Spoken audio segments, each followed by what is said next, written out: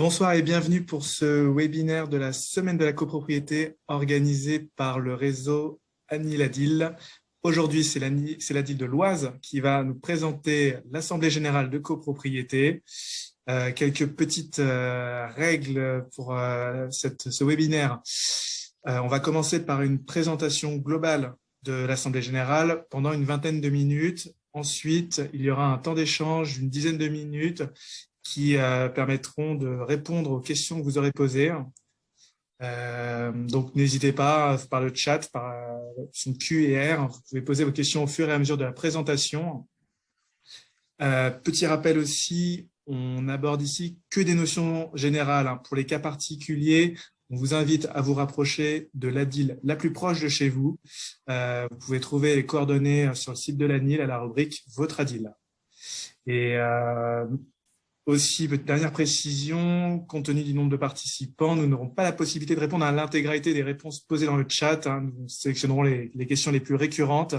Donc, ne le prenez pas personnellement. Il va falloir faire un petit tri. On n'aura pas le temps de tout traiter. Et je laisse la parole à mon collègue Alain Dehaut. Merci Romain.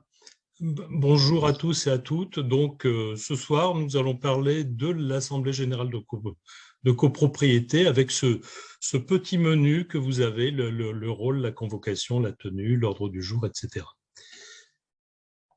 Le rôle de l'Assemblée générale, l'Assemblée générale de copropriété, c'est un petit peu le Parlement de la copropriété. Donc, c'est elle qui vote les décisions. Donc, c'est le lieu d'expression de l'Assemblée générale, le lieu de décision de l'Assemblée générale. C'est par l'Assemblée générale que les copropriétaires vont prendre un certain nombre de décisions, valider le budget, nommer le syndic de copropriété, décider de travaux. Le syndic de copropriété, lui, il organise l'Assemblée générale, puis ensuite, il en exécute les décisions. Un accord de copropriétaire qui serait pris, je ne sais pas, par exemple, à la fête des voisins, même si tout le monde est d'accord sur une question particulière, ça n'est pas valide. Il faut forcément que cet accord, à un moment donné, il soit pris de façon formelle. On est sur quelque chose d'extrêmement formel en matière de copropriété. C'est une façon aussi de protéger l'ensemble des copropriétaires. Donc, la décision, entre guillemets, qu'on a prise à la fête des voisins, ça ne suffit pas. Il faudra la réitérer lors d'une assemblée générale ultérieure. Le rôle de l'Assemblée générale, donc l'Assemblée générale, on n'est pas dans un mode comme les associations, un homme, une voix, et nous avons une copropriété où chaque copropriétaire représente la quote-part de partie commune de chaque copropriétaire représente les tantièmes de copropriété. Donc, vous avez cette résidence des musiciens où vous avez des copropriétaires qui ont des quote-parts de partie commune inégales. Ça donnera un nombre de voix inégal. Benjamin, il a 300 voix, là où Bernard en a 400 et Sophie en a 250. Alors, il y a aussi une règle quand même pour protéger tous les copropriétaires et les copropriétaires les plus vulnérables, c'est que lorsqu'un copropriétaire dispose de plus de 50% des quote-parts de partie commune, parce qu'il a 3 ou 4 appartements dans l'immeuble, par exemple, son nombre de voix est réduit à la somme des voix des autres copropriétaires. Les assemblées générales, souvent, il n'y en a qu'une par an et c'est le minimum exigé. Et s'il n'y a pas au moins une assemblée générale par an, là, il y a quand même un signal de défaut de gouvernance de la copropriété. Donc là, il y a intérêt à se mobiliser et à mobiliser son syndic de copropriété. Il y a quelque chose qui n'est pas complètement normal. L'Assemblée générale de copropriété, elle peut se réunir autant de fois que nécessaire et souvent quand il y a des programmes de travaux d'amélioration et notamment thermique de la copropriété, on peut avoir plusieurs assemblées générales au cours de la même année. Et l'assemblée générale peut être réunie de sa propre initiative ou en cas de demande du conseil syndical ou des copropriétaires qui représentent au moins un quart des voix de tous les copropriétaires.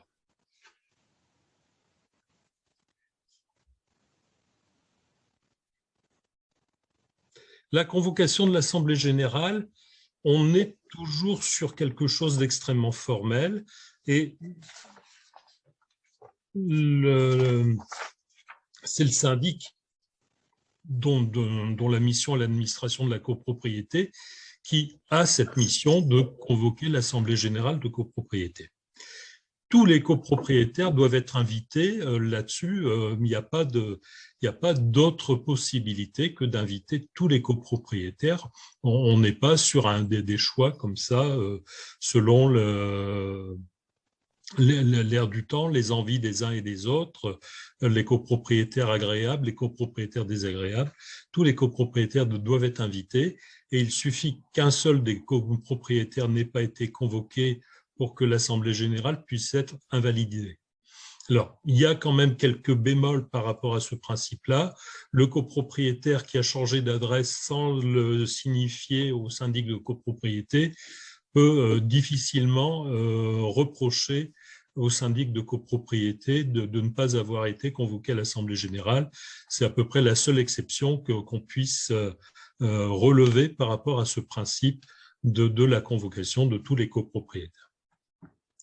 La forme de la convocation, c'est le plus souvent la lettre recommandée avec une évolution vers la lettre recommandée électronique si le copropriétaire a donné son accord, et puis quelque chose qui est un petit peu plus marginal, qui est la remise contre émargement ou contre récépissé.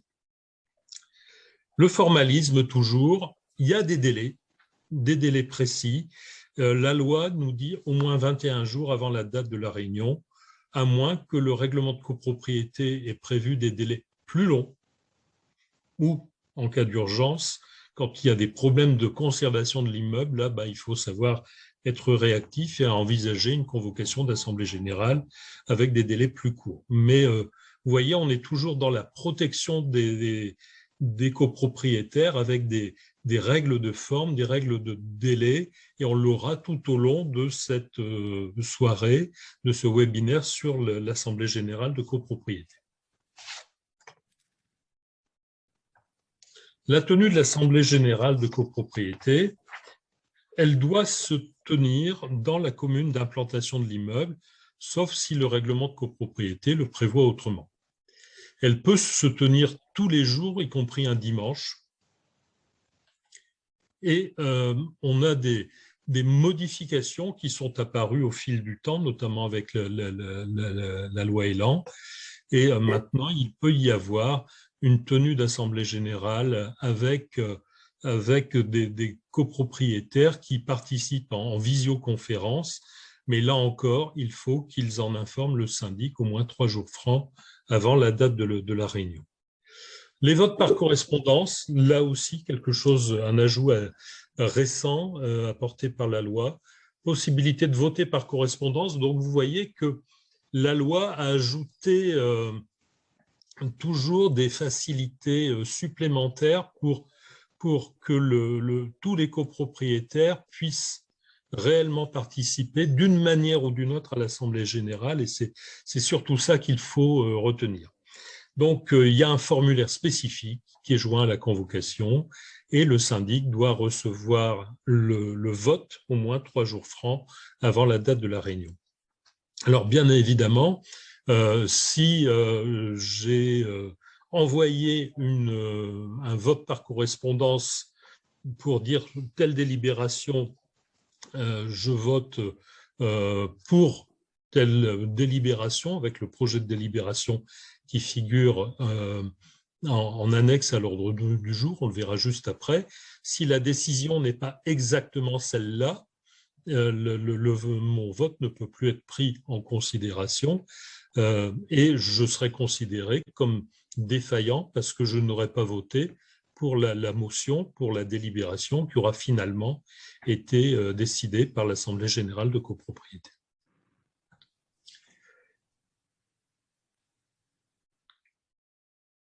La règle générale d'administration de la copropriété, donc, c'est que les convocations et notifications s'effectuent par lettre recommandée.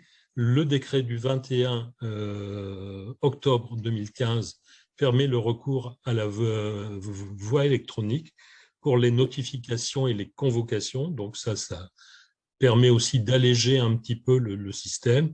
Et le syndic de copropriété doit préalablement avoir reçu l'autorisation écrite du copropriétaire et son adresse électronique. Et le copropriétaire peut revenir à tout moment sur sa décision de recevoir les notifications, les décisions par voie électronique. L'ordre du jour de l'Assemblée générale de copropriété, c'est la liste des questions qui seront débattues et votées. Ces questions se présentent sous forme de projet de délibération.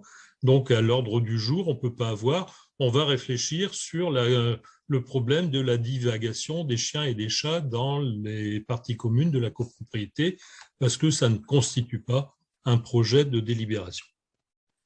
L'ordre du jour est élaboré en concertation avec le conseil syndical et seules sont valides des décisions prises sur des questions qui ont été inscrites à l'ordre du jour. S'il y avait, par le plus grand des hasards, une décision votée par l'Assemblée générale et qui ne correspond pas à une question inscrite à l'ordre du jour, il y aurait une nullité de cette délibération votée lors de l'Assemblée générale de copropriété. L'ordre du jour, les copropriétaires peuvent aussi alimenter l'ordre du jour et à tout moment, un ou plusieurs copropriétaires, et a fortiori le conseil syndical, mais pas seulement lui, peuvent adresser au syndic des questions à mettre à l'ordre du jour de la future assemblée. La question doit avoir la forme d'un projet de délibération, c'est ce qu'on disait juste avant, et dans ces questions-là de forme, le syndic ne peut pas refuser de mettre ces questions à l'ordre du jour. Si le syndic reçoit ces questions après l'envoi des convocations à l'Assemblée générale, elles seront mises à l'ordre du jour de l'Assemblée générale suivante. Les notifications complémentaires à l'ordre du jour, donc elles doivent être adressées en même temps que l'ordre du jour. Et quand on dit les notifications, c'est tous les documents qui permettent de prendre les décisions, de voter les délibérations. Donc, ça peut être l'état financier du syndicat pour voter le budget, le projet de budget, même chose, on est sur le budget, les projets de contrat et de convention, contrat avec les fournisseurs, les projets de résolution. Si on prévoit un règlement concernant la divagation des chiens et des chats, pour reprendre mon exemple de tout à l'heure, il faudra qu'il y ait le projet de règlement qui soit joint à l'ordre du jour de cette Assemblée générale de copropriété. Le déroulement de l'Assemblée générale, donc trois composantes du déroulement de l'Assemblée générale, un président de séance, un secrétaire de séance et puis la feuille de présence, des choses qui sont extrêmement importantes. L'Assemblée générale désigne son président de séance et éventuellement ses scrutateurs à la majorité simple, c'est-à-dire 50% des voix de tous les copropriétaires présents. Le président de séance doit être un membre de la copropriété, donc ça ne peut pas être une personne extérieure à la copropriété qui aurait été mandatée par un copropriétaire pour le représenter à l'Assemblée générale. Le président de séance certifie la feuille de présence et c'est à partir de la feuille de présence qu'il peut y avoir toutes sortes qu'il peut et qu'il va y avoir toutes sortes de calculs pour les calculs de majorité. Le secrétariat de séance est assuré par le syndic. L'Assemblée générale peut désigner une autre personne à la majorité simple. Le plus souvent, c'est bien le syndic. Le secrétaire de séance est chargé de noter le résultat des votes et d'établir le procès-verbal et donc de compter les voix recueillies pour chaque décision. La feuille de présence, elle est signée par tous les participants, membres du syndicat et les mandataires qui représentent des membres du syndicat qui auraient été empêchés, qui ont donc donné un pouvoir à leurs frères, à leurs cousins, à je ne sais qui, ou à un autre membre du syndicat également. La feuille de présence indique le nom, l'adresse de chaque participant et son nombre de voix. Et la feuille de présence précise si le copropriétaire participe en présentiel, en visio ou en audioconférence, ou s'il a voté par correspondance. Donc, il y a souvent comme ça, dans le début de l'Assemblée générale de copropriété, un petit flottement parce que c'est le temps de remplir la feuille de présence et de bien reporter tous ces éléments et notamment le nombre de voix propres à chaque copropriétaire parce qu'encore une fois, c'est à partir de ce nombre de voix que vont se calculer certaines des majorités. La représentation des copropriétaires, c'est ce que je disais avec le cousin ou le frère. Le copropriétaire peut se faire représenter par la personne de son choix en lui confiant un mandat de vote. Le mandataire peut ne pas être un membre de la copropriété.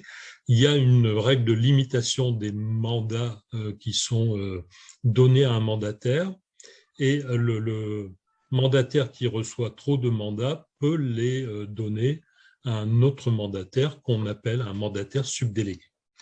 Le syndic, lui, ne peut pas recevoir de mandat de vote. Le syndic, il organise l'Assemblée générale, mais il ne prend pas part au vote. Si on fait une comparaison avec le Parlement, l'exécutif présente un projet de loi et les ministres qui présentent le projet de loi ne votent pas le projet de loi. Ce sont les parlementaires qui votent le projet de loi. C'est un petit peu pareil. Les mandats en blanc, si le syndic de copropriété reçoit des mandats en blanc, il doit les remettre au président du conseil syndical ou à défaut un des membres du conseil syndical pour qu'ils soient distribués à des copropriétaires en début de réunion pour qu'on ne puisse pas reprocher au syndic de copropriété d'avoir remis des mandats en blanc à des copropriétaires, entre guillemets, de son choix. En l'absence de conseil syndical, les mandats sont remis au président de séance. Présence du locataire à l'Assemblée générale. Pourquoi pas? Il n'y a pas d'interdiction, à moins qu'il y ait un vote en ce sens, et pour interdire les tiers. Et le locataire, effectivement, est un tiers à la copropriété et n'a pas la qualité pour participer au débat ou au vote, sauf, bien évidemment, si le bailleur lui a donné, si son propriétaire, son bailleur, lui a donné un mandat pour le représenter. Quand il y a une bonne entente entre le propriétaire et le propriétaire, il arrive régulièrement qu'il se fasse représenter par son locataire. Il n'y a pas de difficulté particulière par rapport à ça.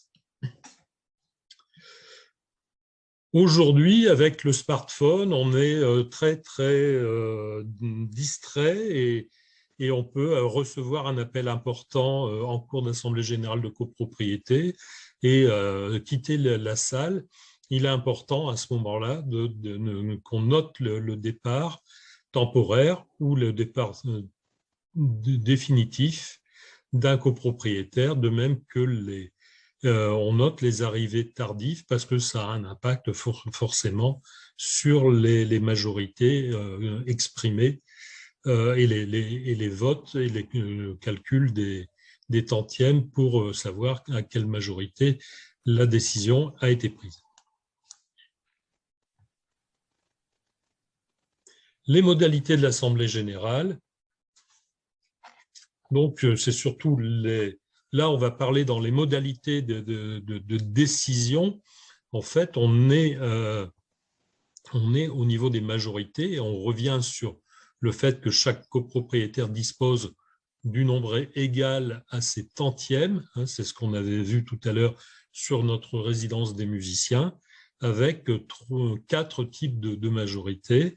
La majorité de l'article 24, majorité des voix exprimées des copropriétaires présents, représentés ou ayant voté par correspondance. Donc là, c'est simple.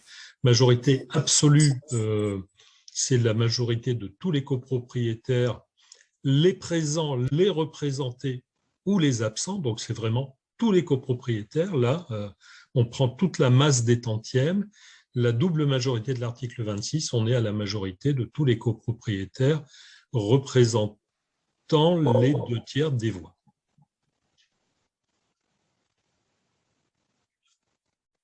Donc, si on reprend notre résidence des musiciens,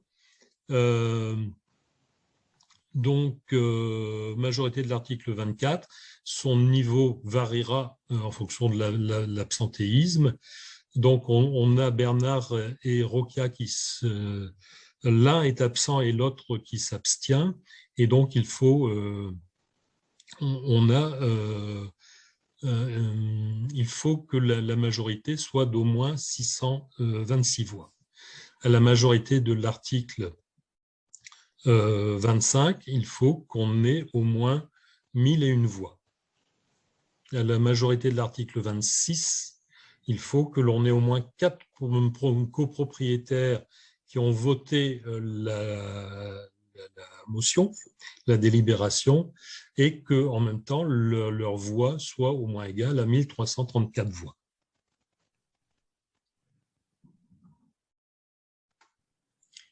Quelques exemples de majorité entre celles qui sont à l'article 24, celles qui sont à l'article 25, 26 et unanimité. La majorité de l'article 24, on vote l'approbation des comptes, le budget. On donne au syndic un mandat d'agir en justice. À la majorité absolue de l'article 25, c'est la constitution d'un syndicat secondaire. C'est la désignation du syndic et l'approbation du contrat de syndic. C'est la désignation des membres du conseil syndical, par exemple. La liste est beaucoup plus longue. À la double majorité, on a la modification de la répartition des charges résultant de travaux, par exemple, la modification du règlement de copropriété. À l'unanimité, on peut avoir des questions d'aliénation des parties communes et de suppression d'un équipement collectif, tel que, par exemple, la loge de gardien. Alors, non seulement il y a des majorités, mais il y a des passerelles de majorité. C'est-à-dire que on devait voter une mesure à l'article 25 de la loi de 65, c'est-à-dire la majorité absolue de tous les copropriétaires, le nombre de voix des copropriétaires, tous les copropriétaires, ça fait 1000 millièmes, par exemple. Il y aurait dû y avoir 501 voix, et puis on en a eu 486. C'est pas passé loin, mais ça marche pas.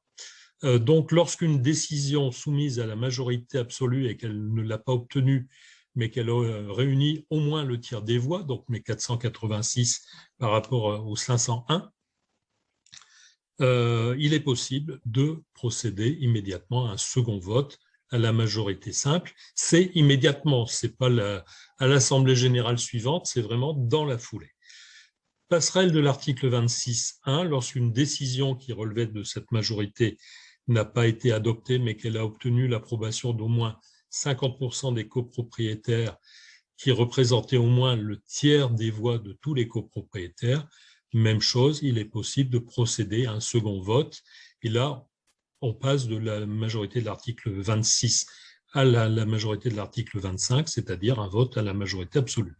Si on n'a pas le vote à la majorité absolue, on ne redescend pas une nouvelle fois pour tenter une troisième expérience à la majorité de l'article 24. Il n'y a pas une cascade comme ça de majorités successives. Ça s'arrête à la majorité de l'article 25, et si on ne l'a pas obtenu, c'est que la motion n'a pas été votée par l'Assemblée générale. Après l'Assemblée générale, compte-rendu des décisions votées par l'Assemblée générale, compte-rendu obligatoire établi dans les 8 jours, signé par le président de séance, le secrétaire et le ou les scrutateurs. La feuille de présence, vous avez vu que c'est un élément quand même significatif, elle est annexée au procès-verbal.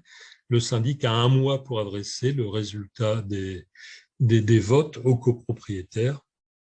Et généralement, il transmet le procès-verbal. La notification est faite par lettre recommandée aux copropriétaires opposants ou absents et non représentés. Cette notification aux copropriétaires opposants, défaillants ou non représentés fait courir un délai de 2 mois qu'ils ont pour contester une ou plusieurs des décisions. La possibilité de contestation ne vaut que pour les copropriétaires absents ou défaillants. Il n'y a donc pas de droit au repentir. Si j'ai voté une décision d'Assemblée générale, je n'ai pas la possibilité, une fois que j'ai reçu le compte-rendu de l'Assemblée générale, je n'ai pas de possibilité de contester la décision à laquelle j'ai moi-même participé. Donc, il n'y a pas de droit à la schizophrénie. Information des occupants de l'immeuble en copropriété, obligation instaurée par un décret du 15 décembre 2015. Dans les 3 mois qui suivent l'Assemblée générale, le syndic doit informer les occupants de chaque immeuble des décisions susceptibles d'avoir des conséquences sur leurs conditions d'occupation et sur leurs charges. Et on imagine qu'effectivement, dans un immeuble qui serait composé pour beaucoup de locataires, soit des locataires en saisonnier quand on est au bord de la mer ou en montagne, soit des locataires parce que c'est un immeuble qui a été acheté principalement par des propriétaires bailleurs en défiscalisation, donc il y a très peu de propriétaires occupants, donc il y a bien une sorte de césure entre ceux qui prennent les décisions et ceux qui vivent les décisions au quotidien. Donc, il est important qu'il y ait cet affichage ou un dépôt dans les boîtes aux lettres des informations principales, essentielles, qui relèvent des décisions qui ont été prises par la dernière Assemblée générale. C'est le syndic qui est tenu d'exécuter les décisions d'Assemblée générale. Il est quand même prudent que le syndic attende l'expiration du délai de contestation de 2 mois pour mettre en œuvre ses décisions, à moins qu'il y ait vraiment des choses urgentes nécessaires à la bonne conservation de l'immeuble, mais la prudence s'impose. Quelques petites informations diverses. L'absence d'Assemblée générale, on l'a dit en début de ce webinaire, ça constitue quand même une anomalie. Là, il y a un indicateur de difficulté de gouvernance de la copropriété. Et donc, il y a des palliatifs qui ont été mis en place par la loi. Alors, en l'absence de convocation par le syndic, malgré la demande du conseil syndical ou de copropriétaires représentant au moins le quart des voix, le président du conseil syndical met en demeure le syndic de convoquer l'Assemblée générale. Si le syndic ne réagit pas dans les 8 jours, le président du conseil syndical peut convoquer l'Assemblée générale. L'Assemblée générale ne pourra statuer que sur les questions évoquées dans la mise en demeure que le président du conseil syndical a adressée au syndic. En l'absence de conseil syndical ou si le président du conseil syndical ne procède pas à cette convocation et après une mise en demeure infructueuse, un ou plusieurs copropriétaires peuvent saisir le président du tribunal judiciaire pour que celui-ci habilite un copropriétaire afin qu'il convoque l'Assemblée générale. Et même chose l'Assemblée générale ne pourra statuer que sur les questions qui auront été évoquées dans la mise en demeure. Il peut y avoir aussi quelque chose de tout à fait rare, marginal, mais utile, convocation de l'Assemblée générale aux frais d'un copropriétaire. Un copropriétaire peut demander au syndic d'organiser une assemblée générale qui porte uniquement sur ses droits et obligations à lui. Peut-être que c'est parce que c'est le copropriétaire qui détient le lot qui est au rez-de-chaussée et que un lot commercial, par exemple, en pied d'immeuble, et que on va débattre uniquement de ce qui concerne son propre lot.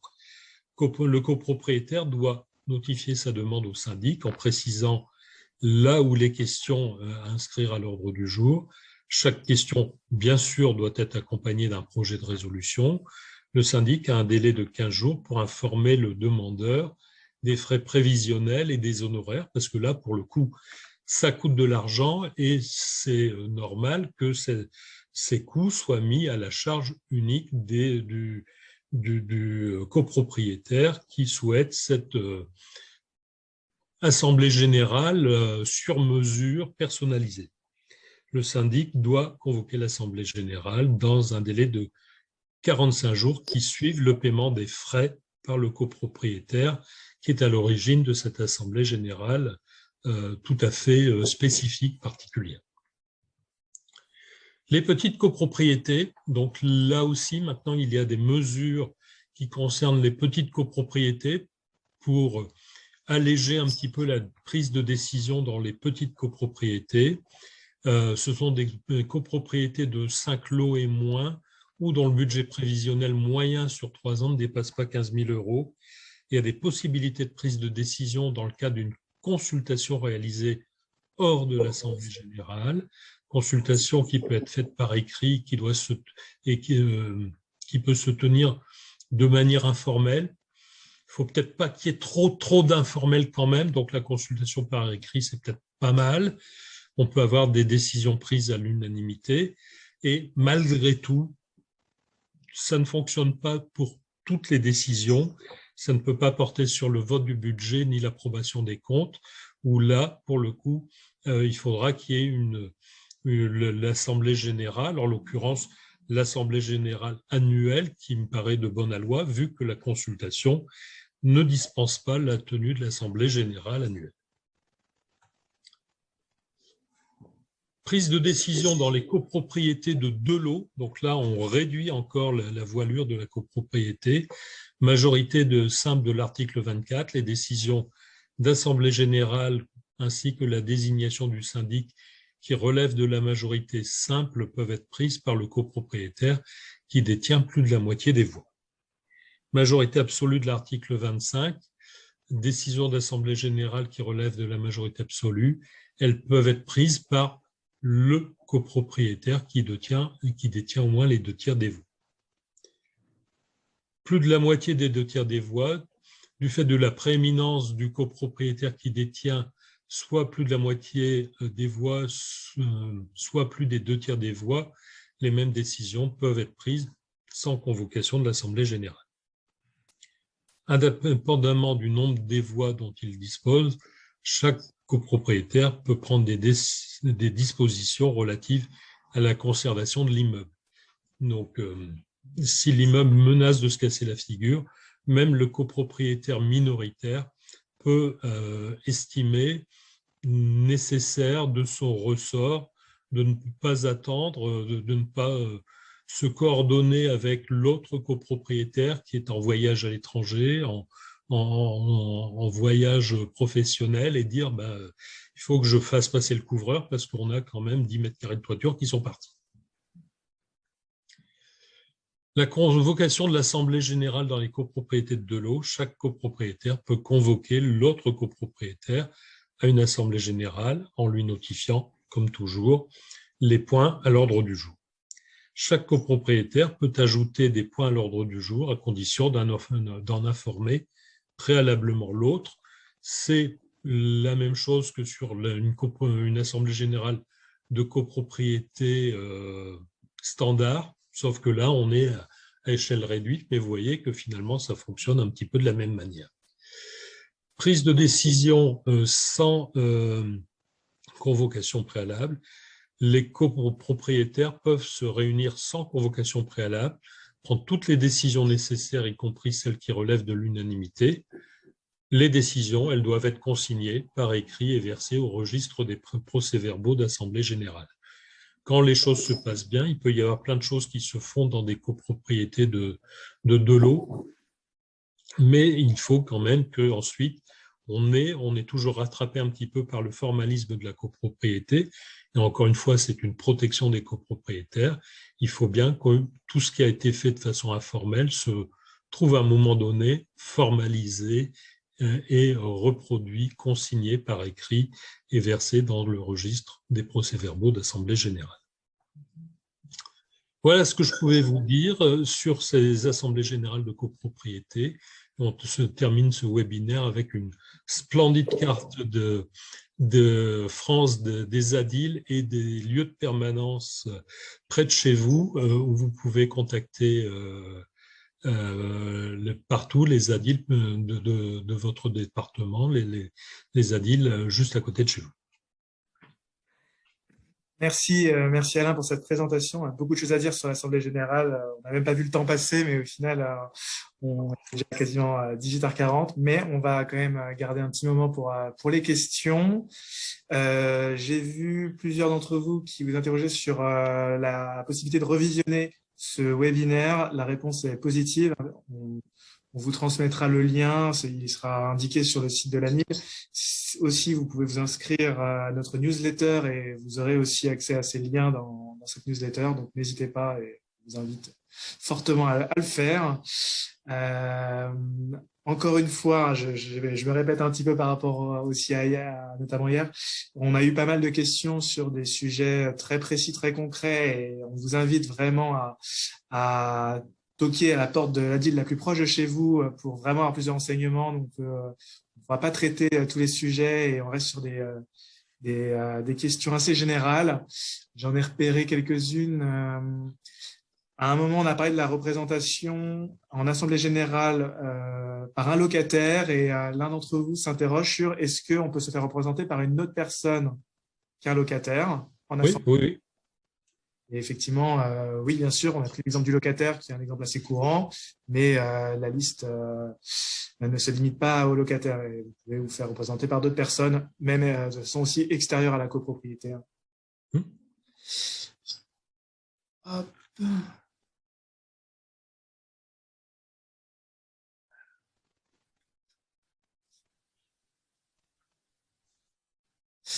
Ensuite,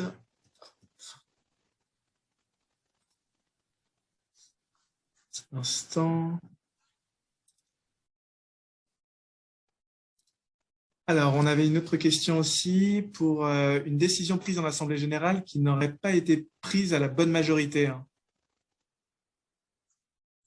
Une décision d'Assemblée générale qui n'a pas été prise à la bonne majorité, ben là, on a une anomalie par rapport aux articles, aux différents articles 25, 26, 24 qui nous donnent les listes de décisions et qui nous donnent ce panorama des majorités. Si on a une décision qui n'est pas prise à la bonne majorité, si on avait une décision qui était de l'article 24, majorité simple, qui est prise à la majorité absolue, qui peut le plus, peut le moins, à mon avis, ça doit passer. Il n'y a pas de raison d'envisager une annulation de cette décision d'Assemblée générale. En revanche, si j'ai une décision qui aurait dû être prise à la majorité de l'article 25 et qui a été prise à la majorité de l'article 24, elle a recueilli un nombre de voix qui est de toute façon insuffisant. Nombre de voix insuffisant, ça veut dire que la décision n'est pas valide. Et si à un moment donné, l'Assemblée générale a considéré qu'elle était valide, ben elle est invalidée et il y a de fortes chances qu'il y ait des contestations des opposants ou des copropriétaires défaillants et pour faire considérer, éventuellement saisir le juge pour obtenir l'invalidation de cette décision d'Assemblée générale. Très bien, merci Alain. Une autre question. Qu'est-ce qui se passe si un copropriétaire détenteur de plusieurs appartements possède plus de 50% des voix? Plus de 50% des voix, on l'a vu dans la présentation, il y a ce mécanisme de réduction du nombre de voix pour qu'il ait finalement autant de voix que l'ensemble des autres copropriétaires. Donc, si sur 1000, il a 600 voix, les autres copropriétaires ont 400 voix, l'ensemble de tous les autres copropriétaires ont 400 voix, et on va lui réduire ces 600 voix à 400.